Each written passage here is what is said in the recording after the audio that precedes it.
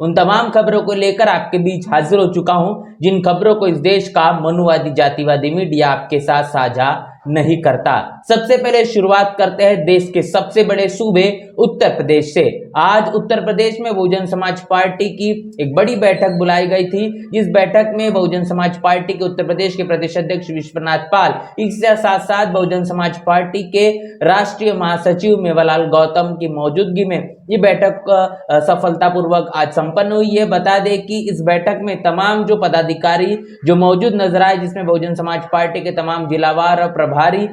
बड़े पैमाने पर जिनको बुलावा दिया गया था, प्रत्येक जिलों से बहुजन समाज पार्टी के कार्यकर्ता इस बैठक में मौजूद हुए। खासतौर पर यह बैठक भाईचारा कमेटी को बहन मायावती के दिए गए दिशा निर्देश के अनुसार मजबूती प्रदान करने के लिए और समीक्षा के तौर पर आने वाले भविष्य में आखिर बहुजन समाज पार्टी संगठनात्मक तौर पर कैसे चुनावी रणनीति में अपनी दावेदारी पेश करेगी, अनेकों मुद्दों को लेकर यह बैठक आज की गई, जिसमें बहुजन समाज पार्टी के प्रदेश अध्यक्ष विश्वनाथ पाल और साथ ही साथ मेवालाल गौतम देखे गए हैं। इस पूरे के पूरे बैठक में जिस तरीके से विश्वनाथ पाल इनकी प्रतिक्रिया है कि बहुजन समाज पार्टी के राष्ट्रीय अध्यक्ष बहन मायावती के दिशा निर्देश आज बहुजन समाज पार्टी के उत्तर प्रदेश के लखनऊ प्रदेश कार्यालय में पिछड़ा वर्ग भाईचारा कमेटी की मासिक बैठक है, वो सफलतापूर्वक संपन्न हुई है। ये बड़ी बैठक है और भाईचारा कमेटियों को फिर एक बार बहुजन समाज पार्टी ने चुस्त दुरुस्त करना और फिर एक बार उसी पैटर्न पर उतरकर अपने संगठन को मजबूत करना शुरू कर दिया है। इंतजार है परिणामों का, क्या आखिर इसका नतीजा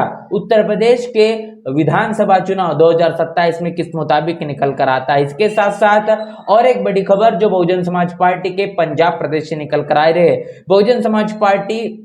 जिस तरीके से पंजाब प्रदेश में अपने काम को, संगठन को विस्तार करते हुए दिखाई पड़ रही है, जिसके कारण तमाम राजनीतिक पार्टियों के जो नेता है वो बड़े प्रभाव में दिखाई दे रहे हैं। बहुजन समाज पार्टी के हाथी की सवारी करना लगातार शुरू कर चुके हैं। ऐसे में एक ऐसी बड़ी खबर जो कहने के बहुजन समाज पार्टी के लिए और तमाम राजनीतिक पार्टी, जिसमें खासतौर पर भारतीय जनता पार्टी के लिए काफी ज्यादा धक्कादायक है, नुकसान पहुंचाने वाली है। उत्तर प्रदेश के साथ साथ अब बहुजन समाज पार्टी का प्रभाव जो पंजाब प्रदेश में देखने को मिल रहा है, जहां पर पंजाब प्रदेश के प्रदेश अध्यक्ष डॉक्टर अवतार सिंह करीमपुरी इनके नेतृत्व में भारतीय जनता पार्टी और लोक इंसाफ पार्टी के जो बड़े नेता है, तमाम सैकड़ों लोग बहुजन समाज पार्टी में अपनी पार्टियों को छोड़कर शामिल हुए हैं। और बहुजन समाज पार्टी में शामिल होने को लेकर उनका सबसे बड़ा कारण उन्होंने बताया है कि भारतीय जनता पार्टी ने केंद्र में और तमाम राजनीतिक तमाम प्रदेशों में जो अपनी सरकार चलाई है और चला रही है, उस मुताबिक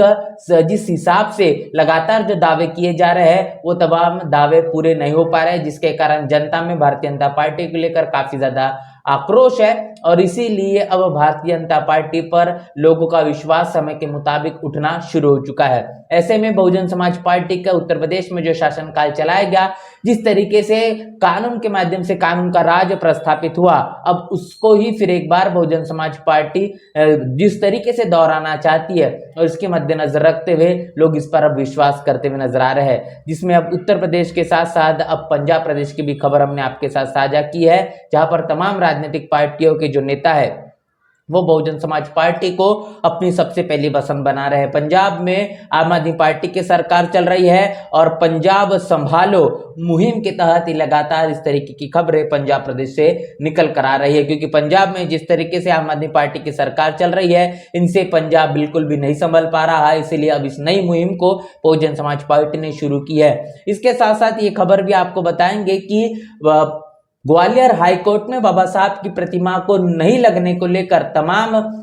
मनुवादी जातिवादी सोच रखने वाले एडवोकेट्स, उसके साथ साथ स्वामी आनंद स्वरूप, इनके जरिए जिस तरीके से जो प्रतिक्रिया देखने को मिली और हाल ही में जिस तरीके से एक बड़ा कार्यक्रम दिल्ली में आयोजित किया गया था, जहां पर BN राव को लेकर लगातार ये दावा किया गया कि बाबा साहब ने इस देश का संविधान नहीं लिखा, तो BN राव संविधान के असल निर्माता है। इस बात की पुष्टि और इस बात को लेकर लगातार बयानबाजी अनिल मिश्रा, जो कि पूर्व बार एसोसिएशन के अध्यक्ष है, जो कि ग्वालियर हाईकोर्ट से ताल्लुकात रखते हैं, इसके साथ साथ स्वामी आनंद स्वरूप जो लगातार अपने आपत्तिजनक और विवादित बयानों को लेकर इस वक्त सुर्खियों में बने हुए हैं। इनकी तस्वीर आप सोशल मीडिया पर देख सकते हैं और उनके माध्यम से दिए गए बयान काफी ज्यादा इस वक्त वायरल है। और इसके साथ साथ एक दूसरी खबर आपको साथ जोड़ूंगा, जो वीडियो लगातार सोशल मीडिया पर शेयर किया जा रहा है। बता दें कि करनी सेना के जो अध्यक्ष है अजय सिंह सेंगर, इनके जरिए भीमा कोरेगांव जो पुणे के अंदर मौजूद है, इसको बुलडोजर से उड़ाने की बात, बुलडोजर से गिराने की बात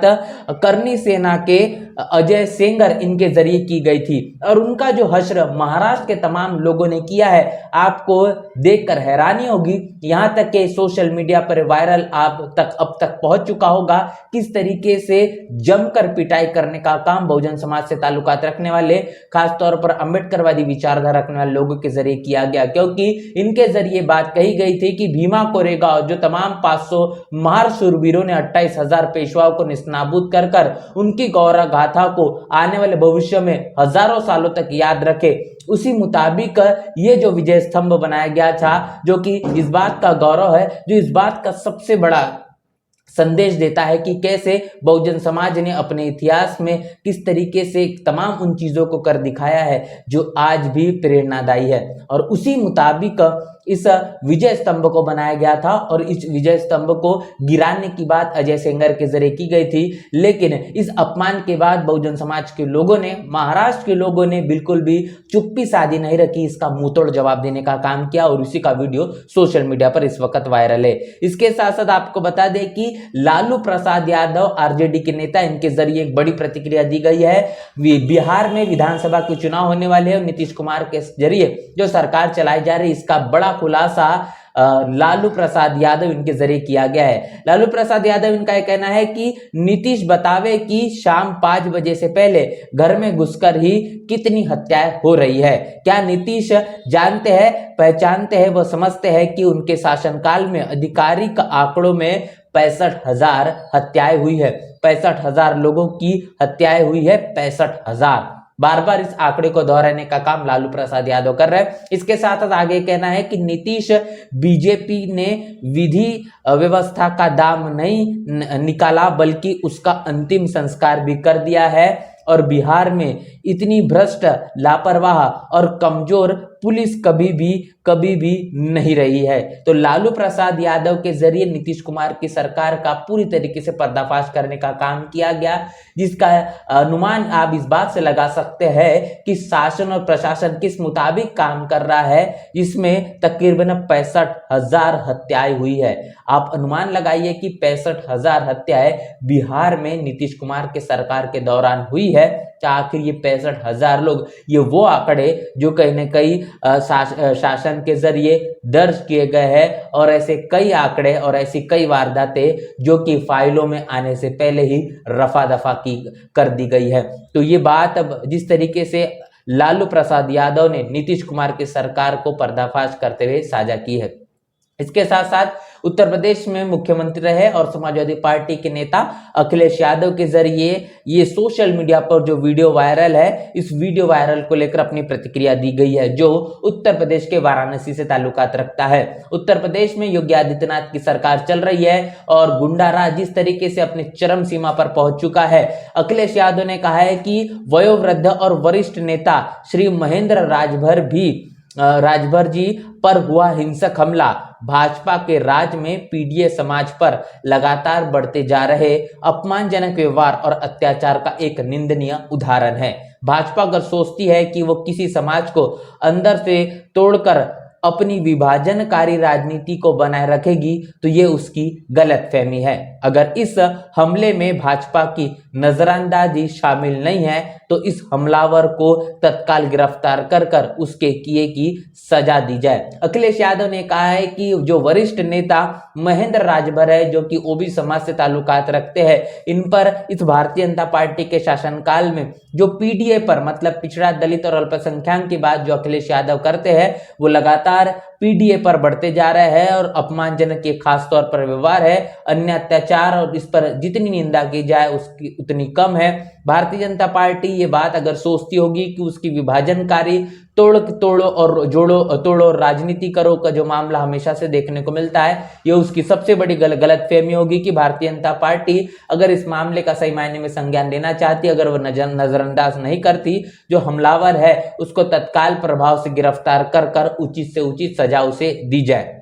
और हिंसा हताशा का ही एक रूप होता है। भाजपा याद रखे कि ऐसे कृत्यों से पीडीए का जो मनोबल है वो टूटेगा नहीं बल्कि और भी शक्तिशाली होगा। तो जिस तरीके से दलितों, आदिवासियों, पिछड़ों पर, अल्पसंख्यकों पर होने वाला जो अन्य अत्याचार है वो कर अगर भारतीय जनता पार्टी की सरकार ये सोच रही है कि आने वाले समय में तमाम ये पीडीए जो है पिछड़ा, दलित और अल्पसंख्यक डर जाएगा, ये उसकी सबसे बड़ी गलतफहमी है। ऐसा कतई भी होने वाला नहीं है। तो ये बात अखिलेश यादव के जरिए साझा की गई है। इसके साथ साथ बड़ी खबर निकल कर आ रही है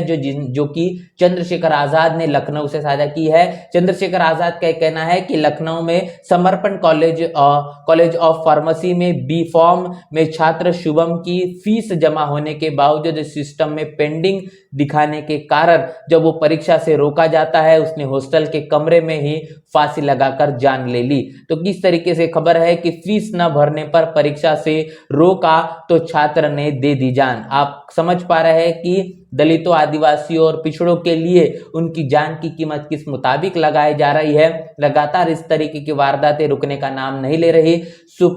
और शुभम के जरिए जो सुसाइड नोट लिखा गया है, उसने लिखा है कि मैंने फीस दी थी लेकिन सिस्टम में पेंडिंग दिखा रहा है, नहीं जानता दोस्त क्या सोचेंगे, माफ करना। जबकि शुभम ने अपनी फीस को भर दिया था, उसके बावजूद जो सिस्टम था उस सिस्टम में गड़बड़ी होने के चलते उसकी फीस पेंडिंग दिखा रही थी, उसे परीक्षा से वंचित रखा गया। इन तमाम चीजों को सोचकर शुभम ने सुसाइड करने का जो फैसला ये सबसे सही माना और उसके बाद ये मामला कहने की दिखाई दे रहा है। इस पूरे के पूरे मसले को लेकर चंद्रशेखर आजाद ने तमाम मांगे उठाई है। उन्होंने कहा है कि कॉलेज प्रशासन पर गैर इरादतन हत्या का जो मामला है वो दर्ज किया जाए, प्रिंसिपल, अकाउंटेंट और संबंधित स्टाफ को तत्काल प्रभाव से निलंबित किया जाए और छात्रावासों के काउंसलिंग और मानसिक स्वास्थ्य सहायता अनिवार्य हो और निजी शिक्षण संस्थाओं की फीस और अनुशासन प्रणाली पर उच्च स्तरीय की जांच हुई। ये तमाम बातें चंद्रशेखर आजाद ने अपील के तौर पर उठाई है। अब ये देखना होगा कि क्या शुभम को न्याय मिलता है या फिर अनेकों प्रकार की इस तरीके की जो वारदातें देखने को मिलती है जो समय के चलते फाइल और दफ्तरों में ही दबा दी जाती है। इसके साथ साथ जो खबर निकल कर आ रही है जो राजस्थान से ताल्लुकात रखती है, जिसमें डीएसपी सुनील झांझड़िया के जरिए महिला पुलिसकर्मी उनके साथ जो बर्ताव किया गया है, जहां पर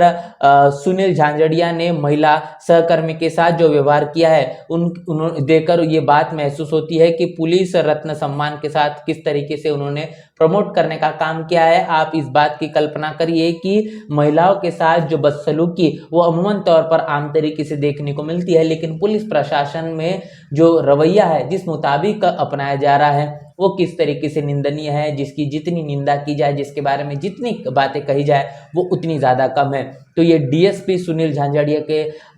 जरिए जिस तरीके से पुलिस महिला कर्मी के साथ जो सलूक किया गया है वो इस वक्त सोशल मीडिया पर वीडियो काफ़ी ज़्यादा जमकर वायरल है, जहां पर जो आंदोलन हो रहा था, आंदोलन को रोकने के लिए पुलिस प्रशासन लगा हुआ था, लेकिन महिला पुलिसकर्मी के जरिए महिला पुलिसकर्मी उसी आंदोलन में शिरकत करे हुए मौजूद थी, लेकिन डीएसपी सुनील झांझड़िया के जरिए ये जो बदसलूकी की गई है, ये जिस तरीके से ये उन्होंने जो हाथ लगाया है, इसको लेकर लगातार सोशल मीडिया पर प्रतिक्रियाओं का सिलसिला जारी है। आप इस पूरे के पूरे तमाम खबरों को लेकर आपकी क्या राय है, आपकी क्या प्रतिक्रिया है, हमें लिखकर कमेंट बॉक्स में जरूर बताएं। बने रहे नेशनल चौपाल के साथ, मिलते हैं वीडियो में, तब तक के लिए जय भीम, जय भारत।